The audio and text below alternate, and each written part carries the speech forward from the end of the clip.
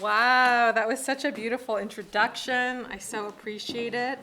Thank you, Willard, for taking so much time and energy, and also to everyone who made this possible, not just literally like Bergen and Chris and Kim, but also the committee and the House and all the writers who had been there before, and of course, Derek and Meredith. This is really a dream, and it's such a beautiful day, right? We all got so lucky. We probably all were listening to the thunder last night wondering, are we gonna be okay outside? So we got lucky. And I love so much of what Willard just has brought up. So I think that I'm gonna let the introduction kind of lead me through the reading today. And I prepared some new stuff as well, but I thought I would read first from the book and pause for questions, and then go on. And if no one has questions, then you'll just get more of me and my voice and the mic. But if you have questions, save them up. I'm going to start with a poem that does what Willard was talking about with Homeward, where it sort of works in multiple modalities. And the book starts in the psych ward, and that's kind of where the poem is set. And the strange thing about being a teen in a psych ward is that although there are many small and large injustices, I'm getting a signal, as well as a lot of kind of frustrations about the psych ward, it's also very funny because it's all these kids. You're with kids, right? So there are always going to be these sort of crushes and kind of arguments and all the normal teenage things. So in my mind, there are different ways to think about that experience. And so the poem works going down and then also reading all the first lines, reading all the second lines, and so on, sort of like a hymn. And I'll read it both ways, which I always think is a nice break for you, because if you zone out on the first one, you can always come back and meet us again on the second run. It's called The Orders. The only way out is all the way through workbooks, each ending with that so big it takes up a whole page of presentation on acceptability of the standard. I play quiet games they ask me to, changing and wide, accept diagnoses, and I write in my narrow notebook to list visitors, conversations, books, hoping to escape the rules, smiling to the hierarchy top. My pride as the social worker's favorite, friends who prove I can exist beyond conditions of involuntary commitment. My courtyard privilege, CYP, a daily walk to an enclosed outdoors. Heaven, though some do seem frightened of leaving our LV ward, one nurse always reminding that we do not have rights of grass, one tree, brick walls, scratched me, signs of suicidal ideation, a loss of jokes as an acronym for Looneyville, but privilege, to feel rain on our skin or messages in rocks, trite or radical, bathroom solitude. These try to make a home, offer a dignified time designated to eat a second sandwich, discuss how almost dying is boring, mostly, and all gossip, creating a true market by which, as a person with psychiatric disabilities, the therapist looking just like Sally Field is delusion. A way to make familiar my washed hair and completed workbooks by the state and allow the fluorescence from our movie memories. May accuse unfamiliar part-time caretakers who can buy me freedoms and personhoods of cafeterias and neon white bedrooms we make up. Quarantine from music, I call most perception hallucinations, since I will not know until the discharge of my body thinned at its own perimeters, brought through our dissembly line, sets of morning measurements, pills, questions about my mind's intention, which, like ward windows, held gaps. The Orders. The only way out is all the way through quiet games they ask me to, changing the rules, smiling to the hierarchy top. My courtyard privilege, a daily reminding that we do not have rights of grass, one tree. We do not have rights, but privilege to feel rain on our skin or to eat a second sandwich. Discussed how the therapist looking just like Sally Field from our movie memories may accuse we make up. Quarantined from music, I brought through our assembly line workbooks, each ending with the so big and wide, accept diagnoses, and I write my pride as the social worker's favorite. Walk to an enclosed outdoors, heaven of grass, one tree, brick walls, scratched messages in rocks, trite or radical. Almost dying is boring mostly, and all is delusion, a way to make familiar my unfamiliar part-time caretakers who call most perception hallucinations since sets of morning measurements, pills. It takes up a whole page of presentation in my narrow notebook to list visitors. Friends who prove I can exist beyond, though some do seem frightened of me. Signs of suicidal ideation, a loss of bathroom solitude. These try to make gossip, creating a true market by which washed hair and completed workbooks can buy me freedoms and personhoods I will not know until the discharge of questions about my mind's intention on acceptability of the standard. I play conversations, books, hoping to escape conditions of involuntary commitment, leaving our LV ward, one nurse always jokes as an acronym for Looneyville. A home, offer a dignified time designated as a person with psychiatric disabilities by the state, and allow the fluorescence of cafeterias and neon white bedrooms, my body thinned at its own perimeters, which, like ward windows, held gaps.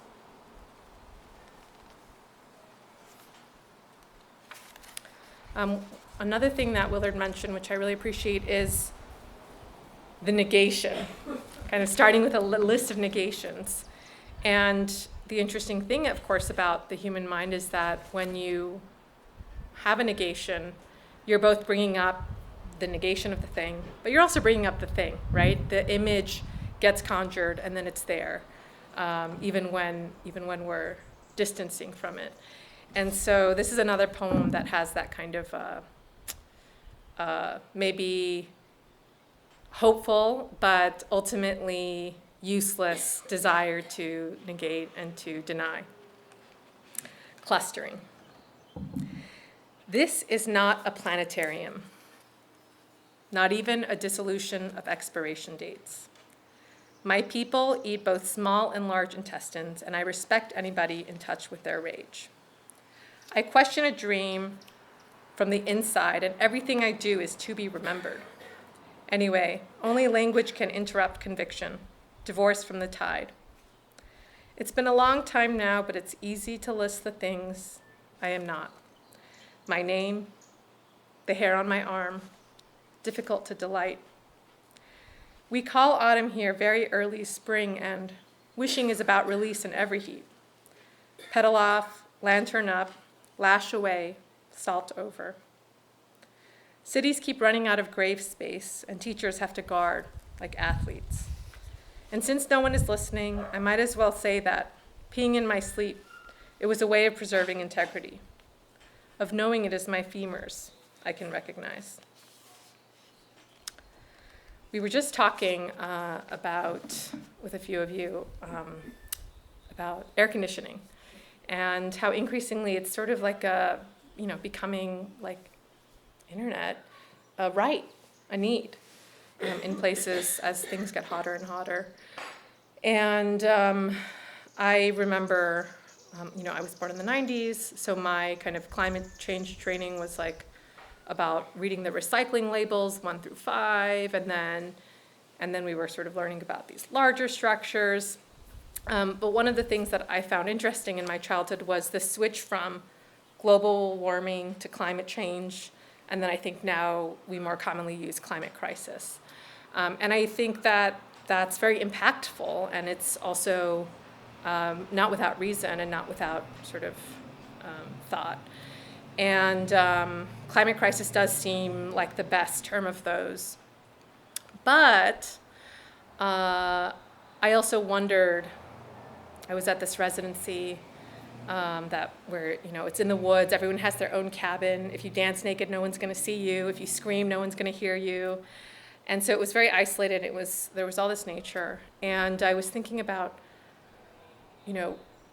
well, what do we use this word crisis for when we say climate crisis? We often use it for like a personal crisis, like a midlife crisis or an existential crisis, or we talk about something like an emergency that happens and then it's sort of overcome.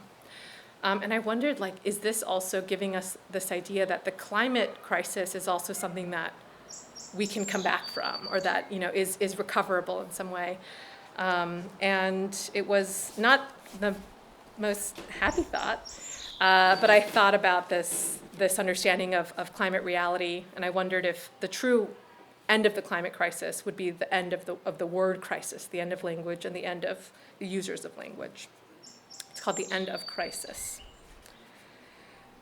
When you leap over the deer carcasses that line every garden, you will marvel at their tidiness, at how bloodless a death by drought can be. When I crawl through the highway pieces shattered by heat, I will admire the clean slits as I kick aside crumbles of broken stone with little blistering. When you thread between the overtaken shores and bodies of elders, frozen, when I follow the fallen saplings' directions toward the horizon where colorless sky and earth meet, we will remember rippling at the birthday parties for corporations and framing the ash of beloved photos burnt in wildfire.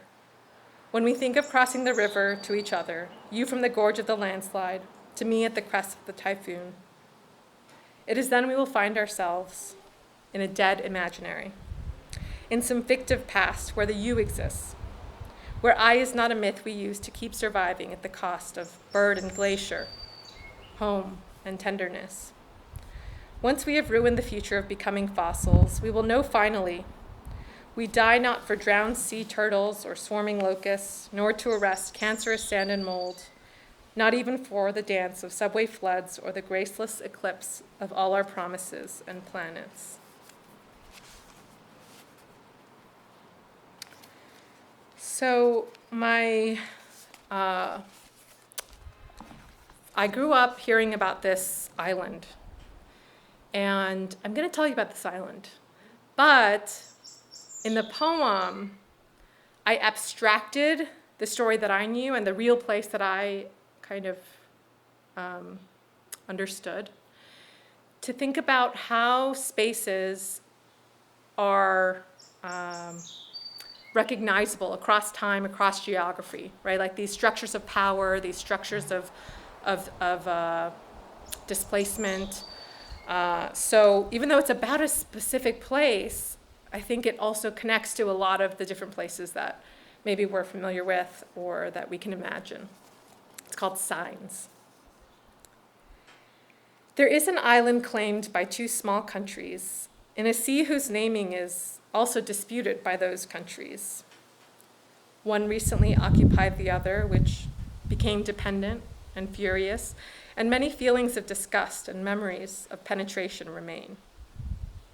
Though it is referred to as an island when it is in the news, which is often in these two countries, a deed found in a newly released government document, or an even older map referencing it by its cover name, the island is a group of two rocks with ground and many smaller rocks that do not fit humans. Seagulls fly between them in the summer, and their only two true residents take a boat. The fisherman and his wife come from the more recently war-torn country where sea levels are rising fastest in the region. The fishing has no heirs, but the lighthouse officials plan to stay past the fisherman, who everyone hears has been going blind. I'm going to read one last poem from the book. It has one of those titles that sort of blends into the first line. I've heard them called bleeding titles, because they bleed on. But I prefer on-ramp title, sort of getting you set up to launch. It's called At the End. At the end, think of the mushroom, soaked and near dissolved, of the shrouded smile at the terminal, or the fish whose stripes appear only on cooking through.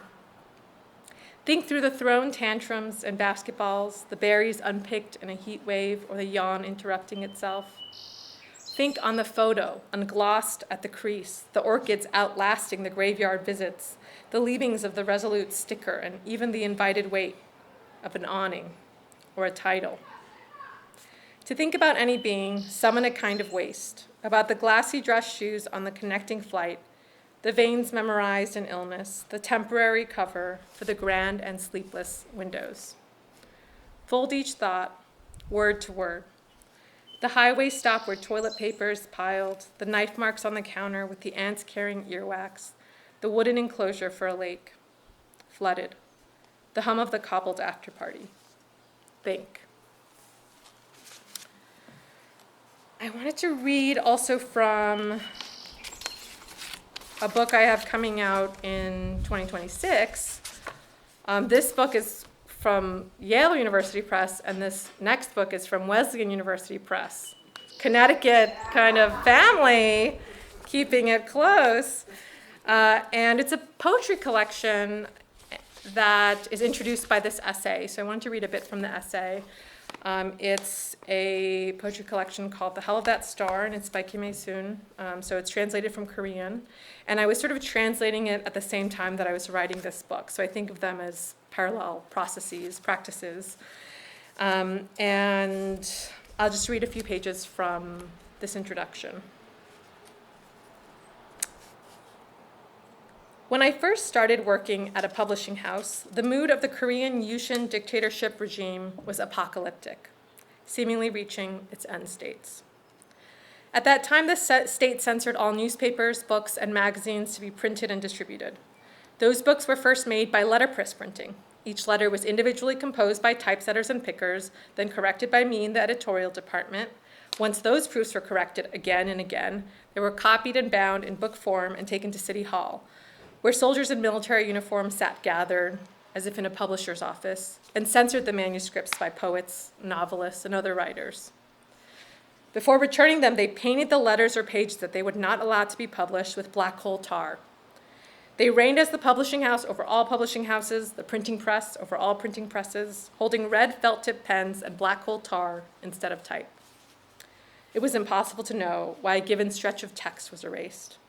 Like the songs that had been banned in our country, those reasons were known only to the people censoring, who daily produced excuses for erasing letters more variously than they were produced in books. For example, common excuses declared that a text was not wholesome, caricatured soldiers, included the word freedom, had an unacceptable author or translator, used some unallowable reference, violated societal morals, was an act of treason, was written at night instead of the author sleeping, would have a bad influence on children, was nauseating, grumbled of failures, or showcased an unlikable character, and so on.